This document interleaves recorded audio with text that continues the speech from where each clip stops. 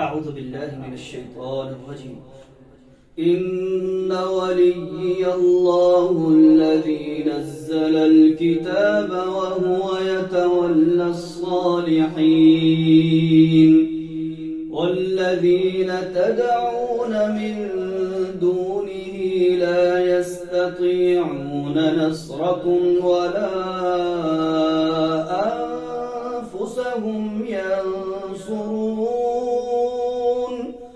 وإن تدعوهم إلى الهدى لا يسمعون وتراهم ينظرون إليك وهم لا يبصرون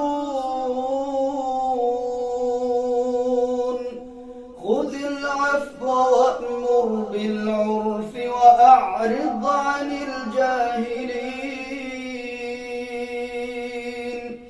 وإما ينزغنك من الشيطان نزغ فاستعذ بالله إنه سميع عليم.